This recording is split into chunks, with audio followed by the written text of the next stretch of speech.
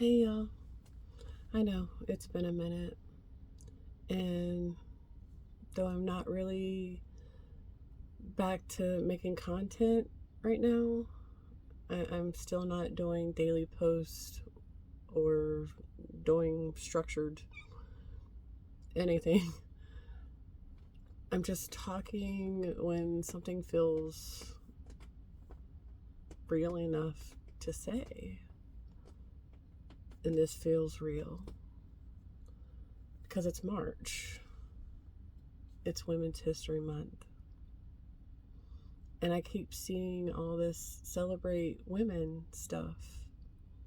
And I'm sitting here like, we're still living it. This isn't history. I've been doing my own work the last couple months. Burnout, overwhelmed, shut down.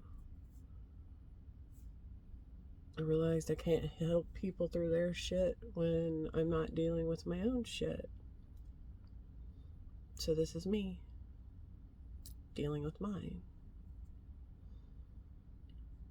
I've had my last name for almost 24 years now, Kellogg. Before that, I had my father's name for the first 26 years of my life, Hall. So for 50 years of my life, I carried the names of men who hurt me. When I got divorced, people act like, oh, you can get your name back. No. My options were keep my ex-husband's name or go back to my father's name. My abuser or my abuser. Those were my choices. And people can say, well, you can change it. Can I?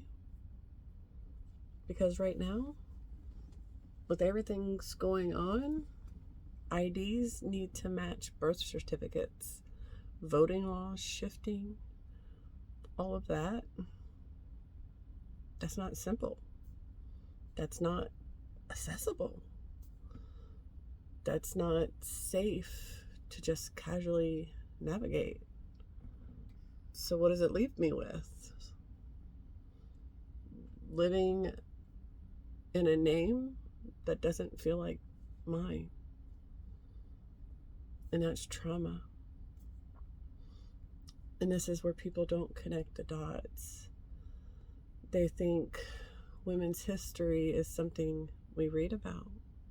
It's not. It's embedded in things like this. Marriage, for example. We romanticize it now.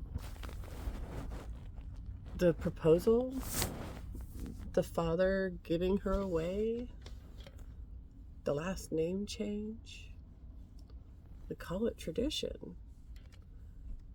That didn't come from love. That came from ownership.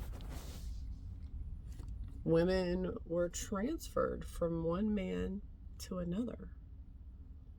Names changed because ownership changed. Lineage changed. Control changed. And we've evolved. Yes.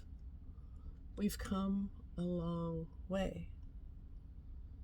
And at the same time, I'm sitting here in 2026, still carrying the name of the man who hurt me because the system doesn't make it easy or sometimes even possible to fully reclaim my own identity. That's not history. That's now. And that is the part that people don't want to talk about. This stuff is traumatic. Not just big, obvious trauma. This quiet, embedded, normalized stuff.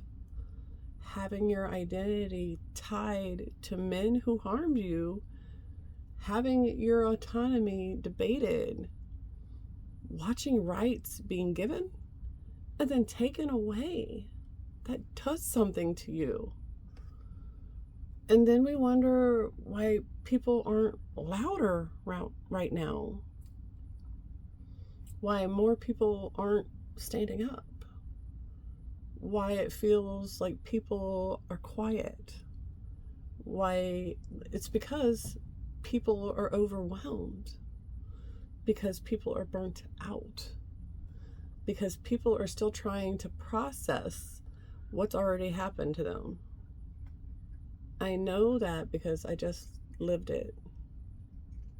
I went from shut down to taking care of myself yesterday to remembering I have a voice.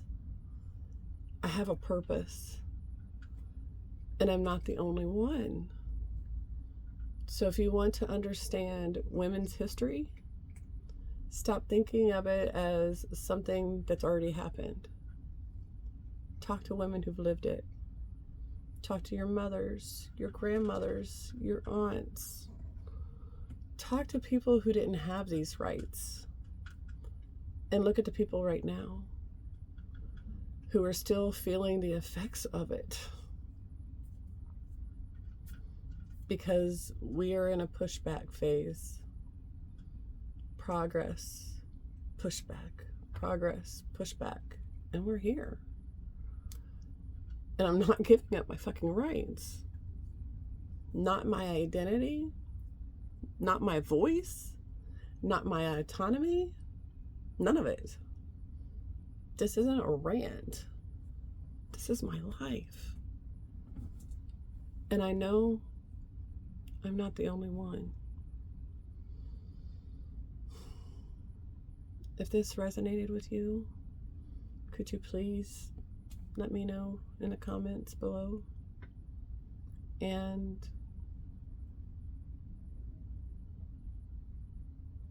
what's your experience here? As women, has this been your life? I'm sure it is. Women presenting as well. Men, please step back and reevaluate your life and the lives of people around you. These laws, what they're doing, is going to do way more harm and no damn good. Take care, misfits. I love you all.